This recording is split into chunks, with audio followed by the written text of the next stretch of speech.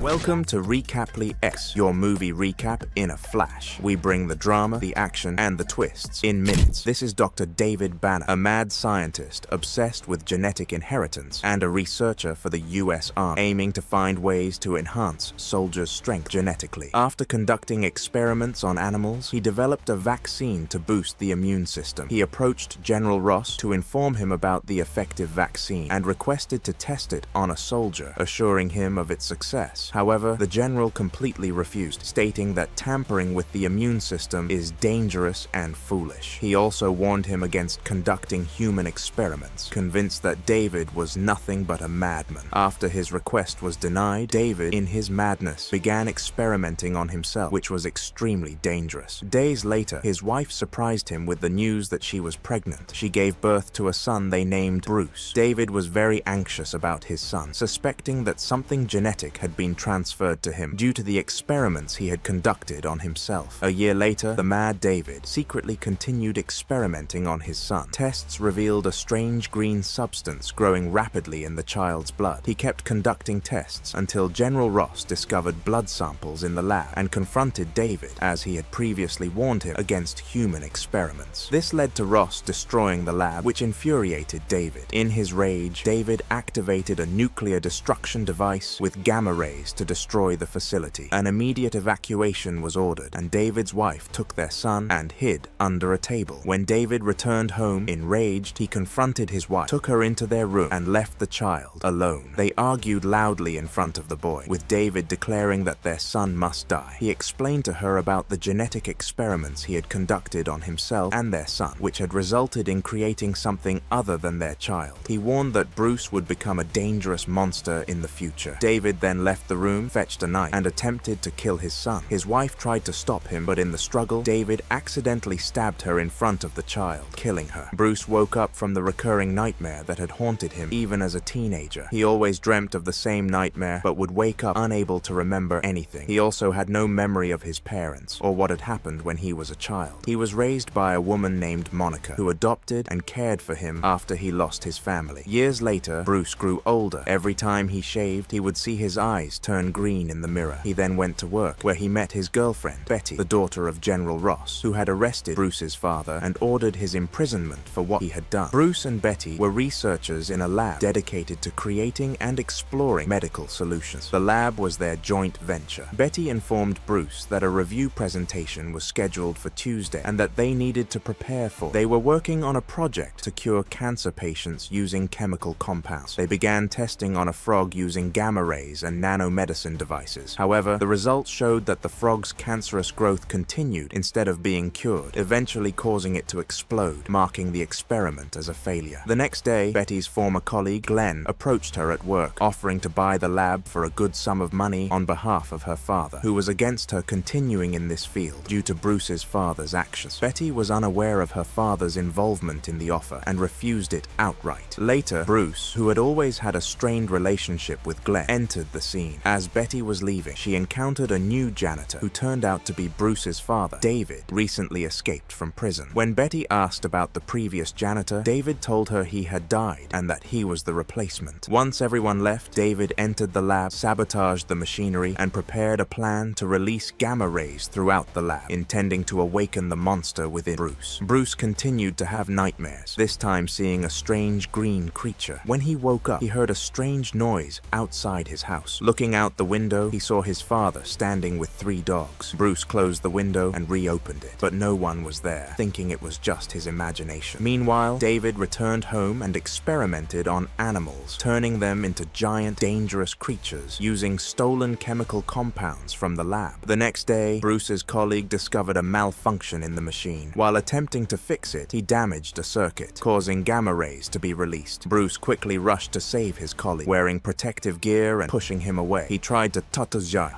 stop the machine, but failed. In the end, Bruce ran toward the machine, absorbing all the gamma rays into his body, which awakened the monster within him, a giant green creature with immense strength that emerged in moments of anger. Bruce later woke up in the hospital, unharmed. Betty visited him, astonished that he was still alive. Bruce, equally surprised, couldn't understand how he survived, and mentioned feeling stronger than before. He continued to have nightmares, seeing the green creature again. When he woke up, he found his father sitting in front of him, who revealed that he was the man Bruce had seen outside the window with the 3 dogs. David told Bruce his name was Bruce Banner and began explaining that he is father and his mother died from 30 years ago, and he was imprisoned as they thought he was a mad scientist, but he is completely reasonable. The telephone rang, but his dad prevents him from answering. She was pity his father was preventing him from contacting her because of his father, but he didn't believe him, so he ordered him to get out, so he got out. He continued experiments on a rat who turned it into an enormous rat. In a late night, Bruce was in the lab. He started recalling memories that confirmed this man was indeed his father. He remembered his violent father who had attacked him and tried to kill him. Bruce suppressed his anger, began transforming into the giant green creature that always appeared in his nightmares. Bruce fully transformed and became the Green Giant. In a fit of rage, he started destroying the lab along with all the equipment inside. He picked up the nanotechnology devices and threw them outside the lab, where they landed on police cars, smashing them. Then he saw his father watching him from behind the door. Bruce approached him until he reached him. His father stepped closer as well, unafraid, placed his hand on Bruce and said, "My dear son." Bruce felt calm and overwhelmed with happiness, and remembered that he is really high father, but remember also his cruelty. Soon after left and walked out, not knowing where he was headed. David was deeply saddened because he had lost his son, or rather his creation, which he had always designed to control. He realized Bruce would always hate him for what he had done. The next day, Betty went to Bruce and found him asleep, his pants strangely torn. She told him there had been a massive explosion at the lab the previous night, and assumed Bruce had been there, but he replied that he hadn't. He told her he had a very strange dream. Bruce believed everything that happened to him the previous night was just a dream. He began to recount how he saw himself as a giant, incredibly strong, leaping great distances off the ground, screaming in anger until he transformed into a giant creature. He also mentioned the new janitor with the 3 dogs whom he met the previous day and claimed to be his father. Later, Betty's father entered the scene. He showed them Bruce's ID to prove he was at the lab during the explosion. It became clear he knew Bruce was the son of the scientist David, who had been imprisoned. He then ordered his daughter to leave so he could talk to Bruce. Betty left, and her father questioned Bruce about the whereabouts of his fugitive father, whom he had been searching for all along. He suspected Bruce was hiding him, but Bruce swore he didn't know where his father was, or even that this man was his father. He said he had always thought his parents were dead, and confirmed he had no memory of his childhood. The commander began telling Bruce about his insane father, who had been imprisoned for his crimes. However, he concealed the truth about Bruce's father murdering his mother, realizing Bruce genuinely had no memory of it. In the end, Bruce was removed from his job, the lab was shut down, and he was warned to stay away from the field entirely and forget about his father's work. He was also warned to stay away from Betty or he would face imprisonment. Betty found her father's address and went to see him. She talked to him about Bruce, saying he was at the lab during the explosion and was involved in what happened, but he couldn't remember anything. All he recalled was that David was there too and claimed to be his father. She wanted to know the truth. David warned her to stay away from Bruce because he was dangerous. Betty was puzzled and didn't understand what he meant. When she removed the scarf from her neck, David moved closer, sat beside her, and secretly took the scarf without her noticing. It was evident he was planning something. He spoke briefly with her before opening the door for her to leave. Later that night, David took the scarf to his 3 dogs, which he had transformed into extremely dangerous giants. He used the scent from the scarf to track her. Meanwhile, Bruce remained under surveillance, unsure of what to do. Shortly after, he received a call from his father, who provoked him to transform him to save Betty from the 3 dogs. This made Bruce realize his father was responsible for creating the giant creature within him, and that he was merely an experiment. He understood his father was evil and had never loved him. When Bruce tried to leave, he encountered Glenn, who took advantage of the situation to attack him. Bruce tried to stop him from escalating his anger and transforming. He told Glenn that Betty was in danger and needed to be saved, but Glenn persisted, pushing Bruce to his limits. Bruce finally lost his temper, unleashed his strength, and threw Glenn aside. He began transforming until he became the Green Giant. He confronted Glenn, threw him out, destroyed the house, and left. Outside, he faced guards who fired at him, but Bruce was unaffected. His strength grew with his anger, and his size increased even more. In the end, he destroyed everything in his path and headed toward Betty to save her. Betty heard strange noises outside, and when she went to check near the trees, she saw a giant green creature. She was shocked to realize it was Bruce. Bruce still recognized her as his beloved and was fully conscious in her presence. Shortly after, the 3 dogs arrived. Bruce carried Betty into a car, and a battle ensued ensued between him and the dogs. Bruce managed to defeat them all after a long struggle. When it was over, he looked at Betty with sadness, then walked toward the water, reflecting on himself until he gradually returned to his normal form. Betty took him inside the house, covered him, and let him rest. He told her that gamma radiation was the element that completed the giant creature within him. Betty realized that his father had sent the 3 dogs to provoke Bruce into transforming and testing his strength. However, Bruce overcame them and saved her. The next day, Betty called her father and revealed the truth about Bruce. She asked for his help as he was the only one who could assist him. She did this out of fear for Bruce and her love for him. She requested safety and a promise that Bruce would be unharmed. They waited until he left the house and sedated him with a tranquilizer dart, causing him to lose consciousness. They then took him to a remote military base in the desert. They returned to the ruined house where he had lived as a child and descended into a secret lab buried deep underground. They planned to imprison Bruce there for life. Betty discovered her father had broken his promise to her when he ordered Bruce to be imprisoned for life instead of helping him. Desperately, she asked for a chance to find a way to cure Bruce, confident she could help him, but her father refused, saying helping Bruce was impossible because he posed a danger to her and all of humanity. He ordered her to stay away from Bruce, forget about him entirely, and never contact him again. In the end, he put her on a plane and sent her back home. Meanwhile, he sent military forces to capture David after discovering his location. However, David had already escaped and was conducting experiments on himself, the same experiments he had performed on Bruce using gamma radiation and the nanotechnology devices he had stolen from the lab. After completing the experiments, he noticed that the blood on his hand didn't spill. His body healed itself, and his hand began transforming into that of a chameleon, the creature whose genes he had experimented with. David's body began to transform into the color and texture of whatever he touched, making him entirely different from Bruce, and he becomes evil and very powerful. Then a security guard enters after suspecting something was wrong, but David tangled the guard's leg with the iron beneath him, causing the guard to fall to the ground. With brutal force, David picked up the electric machine and struck the man until he died. While Betty was returning, she was surprised to find David at her place and wondered how he got in despite the guards outside her house. She asked him what he wanted from her. He replied kindly, saying he wanted to see his son, and asked her to inform her father that he was ready to surrender himself, but on the condition that he gets to see his son, Bruce. Returning to Bruce, Glenn Gilo was torturing and shocking him with an electric device, trying to make him angry and transform, as he planned to take a sample of his genes to create something unique, aiming to amass enormous wealth and become a famous scientist. However, all his attempts failed. He realized Bruce could control his anger to avoid transforming. In the end, they placed him in a glass tank filled with water and stimulated his brainwaves with electromagnetic pulses in the area responsible for mood and depression control, trying to anger Bruce and force a transformation. Bruce started to remember his mother and dream of the same nightmare when his father took a knife and killed her. This led to Bruce's breakdown and anger until he began transforming into the green giant. He shattered the glass tank and escaped. They tried to sedate him to calm him down, but the sedative had no effect. All their attempts failed, and they couldn't control him. Finally, they sprayed him with solid foam until they managed to subdue him. Glenn approached him, intending to take a sample, but Bruce regained his strength and freed himself. Then he destroyed the place and defeated them all. In the end, he escaped, running toward the desert, leaping great distances until he reached an abandoned house. He realized it was their old home and remembered the day his father was arrested after killing his mother. After a while, the military forces attacked him, firing cannons. Bruce, in his rage, attacked them and destroyed their tanks. Bruce was immensely powerful, and no one could stop him. Then he continued his escape until he reached a field full of grass. He stood there, reminiscing about how his mother used to love planting such grass when he was a child. Suddenly, the military forces appeared again, this time with Commander Ross, who had been chasing him, trying to eliminate him. They started firing at him, but Bruce managed to fend them off. He even caught the missiles thrown at him, removed the explosive part with his teeth, and threw it at the planes, easily destroying them. Bruce destroyed the planes and then escaped, running until he completely disappeared from their sight, leaving them clueless about his whereabouts. However, the commander deduced that Bruce was heading to the city towards Betty because he loved her. He called her to inform her that Bruce had escaped and was coming to her, asking her to stay put until Bruce arrived. At that moment, Bruce had reached the city and was hanging from the top of a bridge. The air forces arrived, and there was almost a collision between two planes, causing one pilot to lose control of his aircraft, heading rapidly towards the bridge. Bruce noticed the pilot's life was in danger, so he quickly jumped onto the plane, diverted its course from the bridge, and saved the pilot's life. When they managed to capture him, Commander Ross ordered the pilot to pull him out of the atmosphere to get rid of him, despite Bruce saving the pilot's life. After leaving the atmosphere, Bruce began to weaken until he lost consciousness and fell into the water. They continued firing at him. Betty watched what was happening to him and felt deep sadness for him. She called her father, begging him to stop the shooting because it would only make Bruce angrier, stronger, and impossible to kill. She pleaded for them to give him another chance to calm down, as Bruce would immediately calm down and return to his normal state upon seeing her. Bruce emerged from underground, extremely angry. The planes arrived and they had ceased fire. Bruce, thinking they were still pursuing him, picked up a rock from the ground, intending to throw it at the plane. But he stopped immediately when he saw Betty with them. Bruce calmed down completely upon seeing her and stopped attacking anyone. When Betty approached him, Bruce began to revert to his normal state, eventually collapsing into her arms. Afterward, they brought David and fulfilled his request to see his son. They placed them in a room equipped with laser beams designed to incinerate anyone attempting to escape. This was Commander Ross's plan, as he had always wanted to eliminate them. Ross began recounting to David, sorrowfully, how he could vividly remember his mother's face after seeing the desert flowers she loved. She always smiled at him when he was a little boy. Ross was deeply saddened by his mother's memory. David hugged him, pretending to be moved, and tried to exploit the opportunity to absorb his power, which was his real motive for wanting to see Bruce. David tried to act evil and powerful to overpower Ross and avoid being controlled by him, but Bruce pushed him away and became extremely angry at him. In the end, David grabbed an electrical cable and absorbed all the energy in the area. Everyone was bewildered by what was happening. David transformed into a colossal being, and Bruce also began to transform. They both ended up in a remote, rocky area. Bruce saw his father transforming into a massive rock-like giant. He rushed at him, attempting to destroy him, but Bruce noticed that by doing so, his father was absorbing his power just by touching him. He realized he couldn't defeat him. His father was determined to take the power that had been the cause of its creation. When Bruce could no longer bear it, he shouted loudly, telling him to take it. David began absorbing all his energy. At that moment, the military forces tracked their location, and Commander Ross ordered a nuclear missile to be launched at them, eliminating them. A year later, Betty constantly thought about Bruce and often looked at the green trees as they reminded her of him. In the end, a small village appeared, occupied by a gang. There was a doctor, different from the vibe, different from villagers, treating children. The gang took all their possessions, leaving the people terrified except for the doctor treating the children. He stood up to them, the only one unafraid of them. When he appeared, it was revealed to be Bruce, the green giant. It turned out he was still alive and had been living there all along. The man continued to provoke him until Bruce became angry and began transforming into the green giant. And that's how the story ended. If you enjoyed the video, please subscribe to the channel and turn on the bell so you get all the new updates, God willing.